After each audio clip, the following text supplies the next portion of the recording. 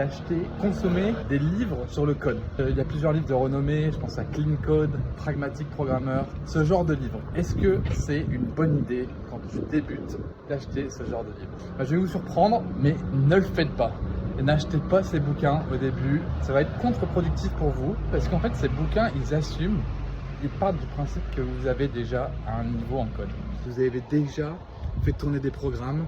Et pourquoi est-ce que c'est contre-productif? Parce que bon, ça peut toujours être bien de lire des conseils sur comment structurer son architecture quand tu codes, quand tu fais un programme, le nombre de lignes que doit faire ta fonction, sur le nom de tes variables, quel flow ton programme doit avoir. Mais le problème, c'est qu'au début, tout ça, on s'en fout complètement en fait. 80% de tout ça, on s'en fout, mais royal.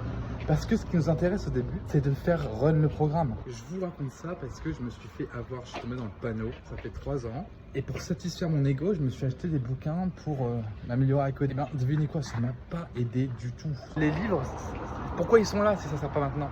Mais parce qu'au début, on s'en fout en fait. Au début, vous êtes là pour expérimenter et faire des erreurs, d'accord? Je veux dire, un enfant qui apprend à faire du vélo, voilà, hein, il peut le dire sur la théorie, mais bon, à un moment donné... c'est quand il va se professionnaliser. Tu vois, là, les professionnels, ils vont avoir un coach, peut-être qu'ils vont sûrement lire des bouquins pour avoir la technicité, pour la performance. Mais ça, au début, dans le code, on s'en fout. Donc, comment on fait pour commencer? Concrètement, vous choisissez un projet qui vous fait kiffer, d'accord? Peu importe, qu'il soit raisonnable en termes de difficulté. Je sais pas, vous faites un morpion. Vous essayez de le refaire. Au début, copier-coller, faites tout copier-coller pour être familier avec la syntaxe, etc. Et après, le deuxième projet, vous essayez de le faire vous-même. Et là, vous galérez.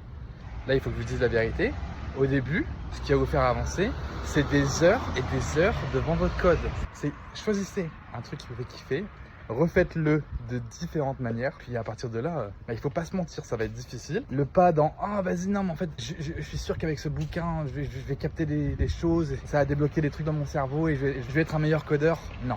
Non, on n'en est pas là du tout. Croyez-moi, j'ai fait l'erreur déjà. Donc voici pourquoi il ne faut surtout pas